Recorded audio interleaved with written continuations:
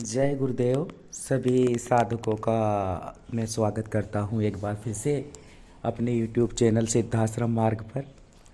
और देखिए, किसी कारण के वजह से कि तबीयत जो है ख़राब होने की वजह से वीडियोस नहीं आ पा रही थी, और आप लोगों का जो है कुछ हद तक थोड़ा मैं कोशिश करता हूं कि वीडियो के थ्रू अपनी बातों के द्वारा मार्गदर्शन कर सकूं, तो वह हो नहीं पा रहा था किसी कारण से। और अब भी जो है पूरी तरह से तबीयत जो है ठीक है नहीं, लेकिन फिर भी जो है गला ख़राब होने की वजह से फिर भी मैं आया हूँ कि मैं आपको थोड़ा सा जो है अवगत करा सकूं कि आप जिस दिशा में जा रहे हैं, जो साधनाएं कर रहे हैं साधक हमारे मार्गदर्शन में, और अभी अभी जो जिन्होंने जो है नवरात्रि में साधनाएं संपन्न की हैं, नवरात्रि में जो कुछ साधक जो है यक्षिणी साधना कर रहे थे, कुछ योगिनी साधना, कुछ जो है महाविद्या साधना कर रहे थे, तो उनमें कुछ को सफलता प्राप्त हुई है, प्रत्यक्ष रूप से भी हुई है।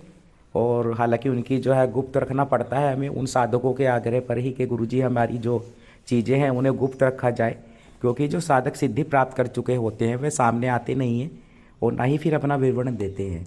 और जो अप्रत्यक्ष रूप से जिनके साथ शक्ति जुड़ जाती है वह सामने आते हैं और उनके हम अनुभव भी डाल देते हैं और बता भी देते हैं, और कुछ समय बाद उनके अनुभव भी डाल दिए जाते हैं जिन्हें प्रत्यक्ष सिद्धि हुई है। ठीक है, तो जिन्होंने भी सफलता प्राप्त की है दोनों ही रूपों में, उन्हें मैं जो है हार्दिक उनका जो है वह बधाई देता हूँ और कहता हूँ कि आप आगे बढ़ें। और विश्वास ही देखिए साधनाओं का एक जो है सफलता का सबसे पहला आधार होता है कि आप विश्वास करते हैं उस मंत्र के प्रति, गुरु के प्रति, मार्गदर्शक के प्रति, तो फिर सफलता प्राप्त होती है। जब हम किसी साधना, किसी मंत्र पूर्ण विश्वास के साथ में उसकी साधना करते हैं, एक बार करते हैं, दो बार करते हैं, तो उसे छोड़ते नहीं हैं, तो सिद्धि मैंने देखा है उन्हीं प्राप्त होती है और उनसे ही शक्ति कनेक्ट होती है। और खैर ये अलग विषय रहा, और आगे कुछ जो है वह साधना भी लेकर आऊँगा मैं। अब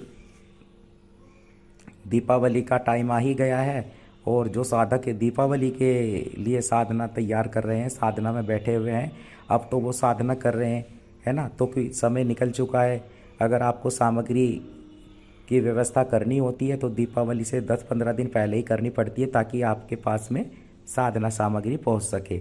जो भी आप साधना करना चाहते हैं, चाहे कोई अप्सरा या यक्षिणी या कोई भी किसी प्रकार की साधक, तो वो कर पाते हैं। उन्होंने पहले से व्यवस्था कर ली थी, जिन साधकों ने सामग्री प्राप्त करना चाही थी उन तक पहुंच चुकी है, और वो अब दीपावली तक जो साधना चलेगी उसमें वह बैठ चुके हैं और बहुत अच्छी तरीके से आगे भी चल रहे हैं। तो जो समय है उसका उपयोग करना चाहिए, और जो है वह क्षण होते हैं, पल होता है, और कई साधक जो है करूँ ना करूँ, करूँ ना करूँ, कई सारी बातें चलती रहती हैं दिमाग में उनके, तर्क वितर्क, और वह ऐसे समय को जो है जाया कर देते हैं, समय का उपयोग नहीं कर पाते, क्योंकि क्षण और समय हर पल नहीं आता है, उसका एक टाइम होता है जीवन में, तो उनका लाभ उठाना चाहिए। तो साधनाएं करनी चाहिए और सदुपयोग करना चाहिए, आगे बढ़ना चाहिए।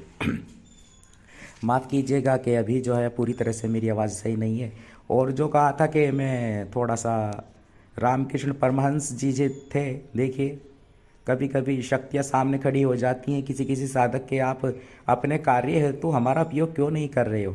रामकृष्ण परमहंस की तबीयत खराब, गला खराब, उनका पूर्ण रूप से कैंसर से भी बाधित हो गए वो, तब महाकाली आकर के उनके सामने साक्षात खड़ी हो गई कि क्यों तुम ठीक नहीं कर रहे हो, क्यों तुम मुझसे आग्रह नहीं कर रहे हो, मैं चाहूँ भी तो तुम इस विषय में बात ही नहीं करते। कभी किसी की समस्या के लिए मांगते हो, कभी किसी के लिए कुछ मांगते हो, लेकिन अपने लिए तुम कुछ मांग ही नहीं रहे हो। ये जो कष्ट पीड़ा है। और उनका जो शिष्य था विवेकानंद जी जो थे, उन्होंने भी कहा रामकृष्ण परमहंस से कि गुरुजी आप क्यों, जब आप पे शक्ति है तो आप अपने लिए क्यों नहीं करते हो, क्यों नहीं कहते माँ से कि मैं स्वस्थ हो जाऊं। तो रामकृष्ण परमहंस मुस्कुराते और कहते कि मुझे तो ये भान ही नहीं होता, शक्तियाँ जिसके पास होती हैं वह अपने लिए कुछ मांगता ही नहीं है, अपनी जो है कष्ट पीड़ाओं के लिए कुछ जो है वह उसके दिमाग में आता ही नहीं है, वो दूसरों के लिए ही मांगता है, दूसरों के लिए करता है, अपने लिए नहीं करता है।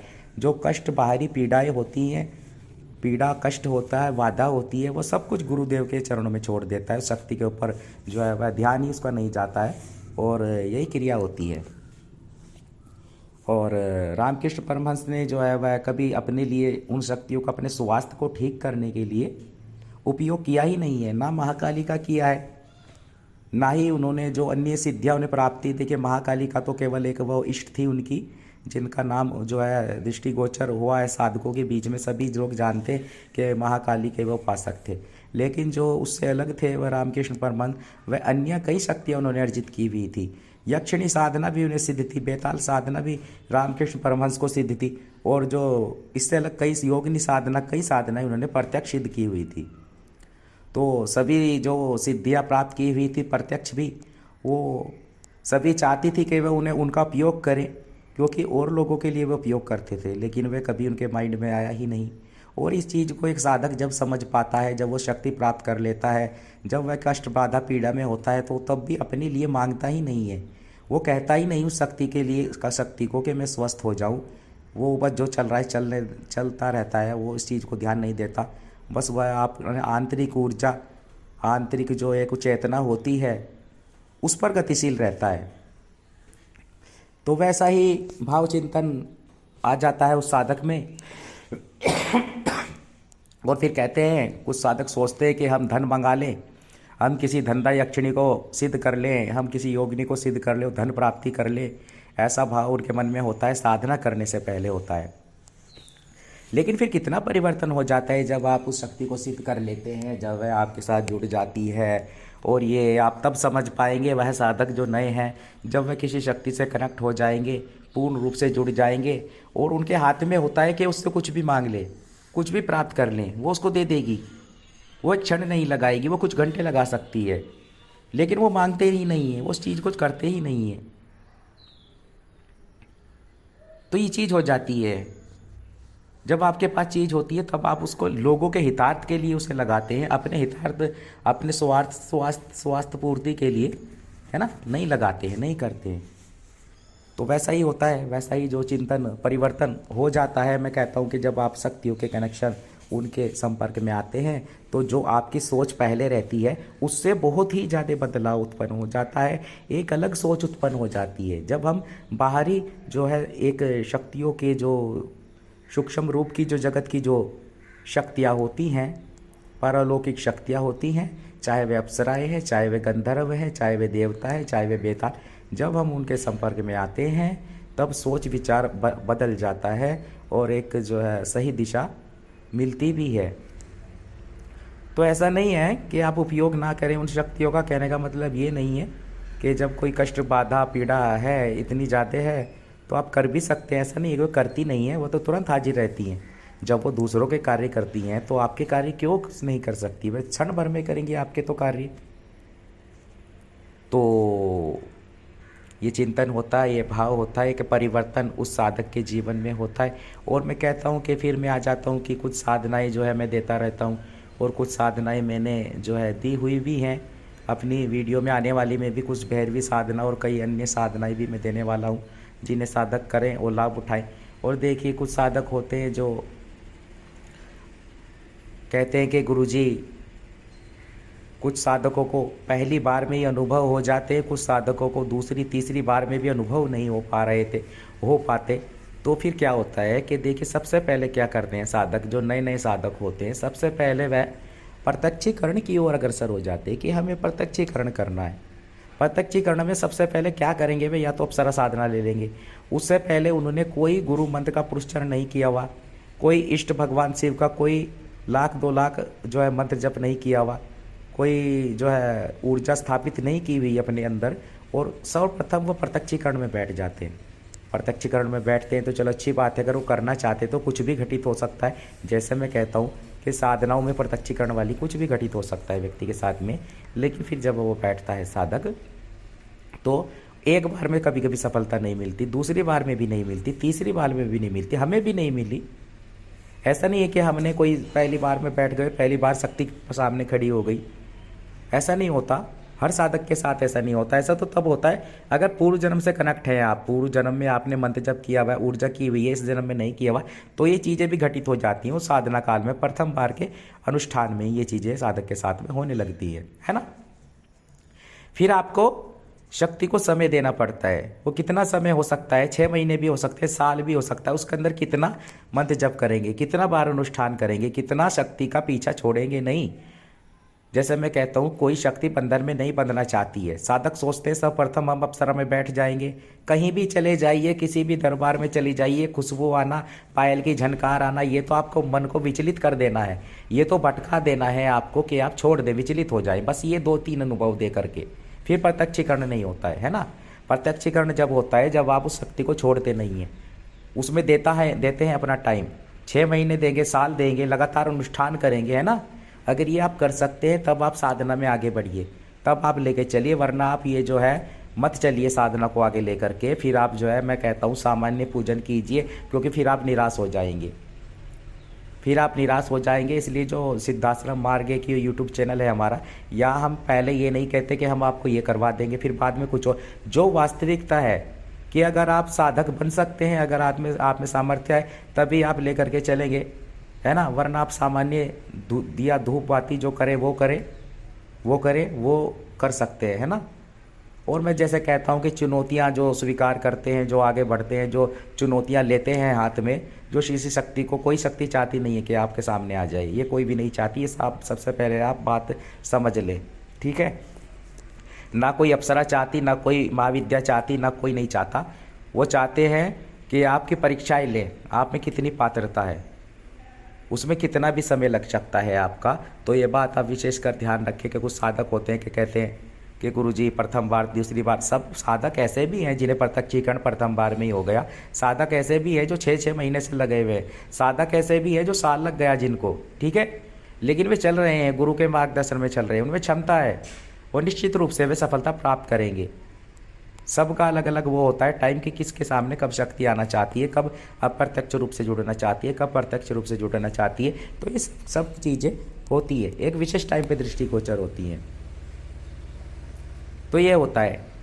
और दूसरा होता है कि कुछ साधक होते हैं कि सोचने लगते हैं कि बस मैं अप्सरा कर रहा हूँ तो एकदम रूप परिवर्तित हो जाएगा, एकदम से मैं सुंदर हो जाऊँगा, एकदम से मैं गोरा हो जाऊँगा, एकदम से मेरे में आकर्षण बढ़ जाएगा। अरे भाई, अप्सरा तो आपको ऐसा कर देगी, ऐसा हाल कर देगी आपका। ऐसी भी अप्सराएं हमने भी की है कि आप अपनी शक्ल शीशे में देखोगे तब देखने लायक भी नहीं रहोगे। वो ऐसी परीक्षाएँ होती है उनकी कि देखे कितना करेगा हमें लेकर के, देखे कितना हमें लेकर के चल सकता है, छोड़ देगा। अड़चन बाधा इतनी सामने आके खड़ी हो जाएंगी। इसलिए कहता हूँ ये साधनाएं हर कोई नहीं कर पाता है, जिसमें जिगरा होता है, जो लेकर के चलना जानता है, जो चुनौतियों को स्वीकार कर सकता है। और फिर जब वह कनेक्ट हो जाती है, जब वो आना शुरू कर देती है, फिर कायाकल्प होगा आपका, फिर वह भी होगा जो आपने सोचा है। ऐसा नहीं है कि मेरा खूबसूरत चेहरा मुरझा गया 2 दिन से 3 दिन। मैं कहता हूँ ऐसा हो जाएगा कि आप देख भी नहीं पाएंगे। ऐसा हो जाता है साधनाओं में चेहरा, महाविद्याओं में ऐसा हो जाता है, हालत ऐसी हो जाती है, ठीक है। तो वो आकर्षण तब आता है, वो चेतना तब जागृत होती है उस साधक में जब वह शक्ति प्रत्यक्ष हो जाती है। फिर उसे आना पड़ता है। फिर जब वो आपके पास बैठेगी, समय देगी, तो एक जो है आकर्षण बढ़ जाएगा आप में, चेहरा वो है वह दिव्यमान हो जाएगा, चंद्रमा की भांति फिर आपका, ठीक है। ये परिवर्तन तब होता है। ये परिवर्तन 11 दिन की साधनाओं में नहीं होता है। कई साधकों की बात कर रहा हूँ, ऐसा कई साधक कहते हैं हमसे जो संपर्क करते हैं, उन साधकों के बारे में बता रहा हूँ मैं। और कई साधक ऐसे भी हैं, सबका बताया नहीं जाता। तो कई साधक तो यूट्यूब से अलग है। मैं कहता हूँ यूट्यूब पर इतने मेरे से जुड़े हुए नहीं हैं जितने अप्रत्यक्ष, मतलब जो यूट्यूब से अलग साधक जुड़े हुए हैं, ठीक है। यूट्यूब पर तो मैं बाद में आया हूँ, जो साधनाएं कर रहे हैं, जिन्होंने साल दिया है अपना, 2 साल दिए और साधना प्रत्यक्ष की है, ठीक है। तो वो चीज़ होती है। तो धैर्य रखना किसी भी साधना में बहुत ज़रूरी होता है। अगर आपको साधक बनाए, साधक का तात्पर्य क्या है? ये जो साधना फील्ड में आ रहे हो आप, कभी समझाए साधक क्या है, साधना क्या है? ये साधना को साधना क्यों कहा गया है? ये इसीलिए तो कहा गया है कि आप उसे साध लो। उसमें कितना भी टाइम लगे आप साध सकते हो, क्षमता है आप में, तब आप साधक कहलाओगे, तब वो साधना को सिद्ध कर पाओगे आप, जब उसे आप साध लोगे, जब अपना टाइम दोगे उसे, बैठोगे उसमें, एक बार करोगे, दूसरी बार करोगे, तीसरी बार करोगे, जब पीछा नहीं छोड़ोगे, तब देखते कैसे नहीं होती है साधना प्रत्यक्ष, कैसे सिद्धि प्राप्त नहीं होती है। और जैसे मैं कहता हूँ हर कोई श्रेष्ठ की तलाश में रहता है। जैसे आप श्रेष्ठ अप्सरा की तलाश में रहते हो, अरे श्रेष्ठ शक्ति की तलाश में रहते हो, वैसे वे दिव्यमान शक्तियाँ जो हैं वह भी श्रेष्ठ की तलाश में रहती हैं। श्रेष्ठ का तात्पर्य आपके रूप रंग से नहीं है, उसमें चाहे आप काले हों, चाहे आप कैसे भी हो, छोटे हो, नाटे हो, कैसे हो, उससे कोई तात्पर्य नहीं होता है। तात्पर्य मकसद होता है उन शक्तियों को, वह देखती है आप में ऊर्जा कितनी है। अब कुछ साधकों को हमने देखा है कि वह अप्सरा साधना हम उन्हें देते हैं, प्रत्यक्षीकरण कभी कभी उनको नहीं होता है, तो फिर अप्रत्यक्ष रूप से शक्ति क्या करती है, जब हम उस जो है, कई बार हमने अप्सरा को भेजा भी है उनके पास में कि जाइए उनके पास जाइए, देखिए हम उन साधक को अपने साधना करवा रहे हैं। अब वो जाती है, वापस हमारे सामने खड़ी हो जाती है आकर के। मैंने कई एक दो बार किया भी है ये चीज़। फिर जब मैं पूछता हूँ कि क्या कारण रहा, क्या साधना में कोई कमी है, तो वो कहती है साधना में कोई कमी नहीं है, लेकिन हम चाहते हैं आगे बढ़े, या तो वो अन्य साधनाएं करें, ऊर्जा बनाए अपने अंदर। इतनी क्षमता नहीं है, इतना उनमें वो नहीं है कि हम उनके सामने आकर के खड़ी हो जाए प्रत्यक्ष रूप से, पहले अनुष्ठान में ही, दूसरे अनुष्ठान में ही। क्योंकि आदमी पागल भी हो सकता है, पता है। ये आपको कहने में अच्छा लगता है, देखने में अच्छा लगता है कि अप्सरा आएगी, हम माला अर्पण कर देंगे उसके गले में, लेकिन जब वो आती है, जब उसमें इतना तेज होता है, जब आदमी संपर्क में आता है किसी अन्य लोग की जो है शक्ति के, तो वो दिमागी संतुलन भी खो देता है। और ऐसे केस एक या दो हमारे पास आए भी हैं जो ठीक ही नहीं हुए हैं। जो सतगुरुदेव निखिलेश्वरन जी के जो त्रिपुत्र गुरुदेव हैं, उनके पास भी जैसे मैंने कहा है ले जाया गया है, वो वहाँ से भी ठीक हो नहीं पाए, पूरी तरह से विकसित हो गए। तो कहने का तात्पर्य यह होता है, शक्ति तब सामने प्रत्यक्ष खड़ी होती है, हम चाहे कितनी कोशिश भेज लें उसको, अप्रत्यक्ष रूप से जुड़ने के बाद में एक विशेष समय होता है, ठीक है, जब आप में पात्रता हो जाती है, जब आपका दिव्य चक्षु जागृत हो जाता है, थर्ड आई आपकी ओपन हो जाती है। यह कैसे होगी, या तो वो आपके जीवन में फिर ऐसी ऐसी साधनाएं ला देगी, वह शक्ति, वह अप्सरा, वह जो भी आप कर रहे हैं, वह महाविद्या ला देगी, कभी महाकाली ला देगी, कभी भैरव जी को ला देगी, कभी कोई बगलामुखी ला देगी कि आप ये साधनाएं करें। और जिस क्षण आपकी साधना के जो है प्रभाव से आपकी थर्ड आई ओपन होनी शुरू हो गई, आपको कुछ चीज़ें दिखने लगी, कभी सोपन में, कभी प्रत्यक्ष रूप से, तब वह सामने आ जाती है। वो विशेष टाइम होता है, तब आप पात्रता प्राप्त कर लेते हैं, आप में अनुभव हो जाता है, तब आपका दिमागी संतुलन नहीं खोएगा, ठीक है। ये इतनी आसान चीज़ नहीं, इतनी हल्की नहीं है कि माला लेके बैठ जाते हैं बस आखिरी वाले दिन आएगी।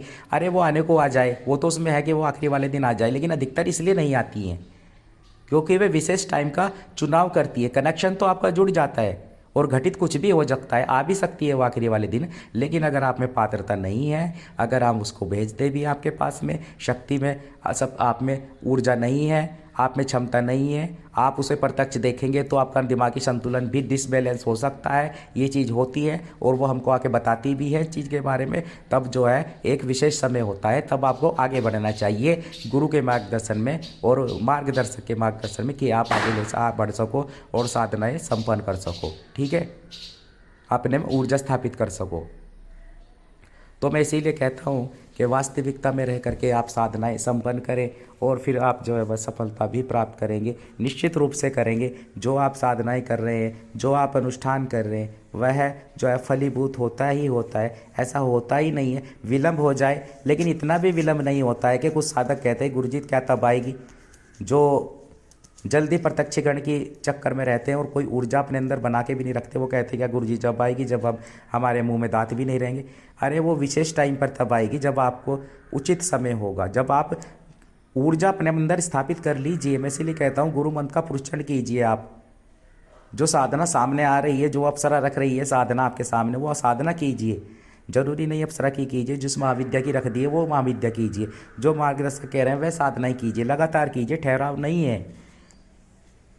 और सिद्धि प्राप्त करना कोई मामूली चीज़ नहीं है। एक सिद्धि प्राप्त कर ली किसी भी शक्ति को, वो जीवन का कायाकल्प कर देगी, वो बदल के रख देगी, फिर कोई अन्य साधना करने की आपको आवश्यकता होगी भी नहीं, ठीक है। तो मेहनत लगती है, कोई ऐसा नहीं है कि 3 दिन 4 दिन 5 दिन में जो बातें की जाती है वो आपको आगे बढ़ाने में मेहनत लगती है और आपको भी प्रॉपर तरीके से आगे बढ़ना पड़ेगा। ऐसा ही आप में जो है धैर्य स्थापित हो सके, महाविद्या की आशीर्वाद से, गुरु के आशीर्वाद से चेतना व्याप्त हो सके, इसी कामना के साथ में मैं आपसे जो है आज जो है वह आज्ञा लेता हूँ। और उम्मीद है कि आप मेरी बातों को समझेंगे और आगे जो है वह साधनाओं की वीडियो भी लेकर आऊँगा। आपके जो कई साधक हैं जो संपर्क में रहते हैं हमारे, और वीडियो नहीं आ पा रही थी, और जो इतने अच्छे साधक जुड़े हुए हैं हमसे, हमें भी खुशी होती है कि वे लगातार संपर्क में रहते हैं और हमारे जो स्वास्थ्य की भी जो है वह कामना और सद्गुरुदेव से भी प्रार्थना करते रहते हैं। तो उनका भी जो है धन्यवाद। और ऐसे ही आप जुड़े रहें और सफल हो सके, ऐसी कामना के साथ जय गुरुदेव, जय माँ छिन्नमस्तिका।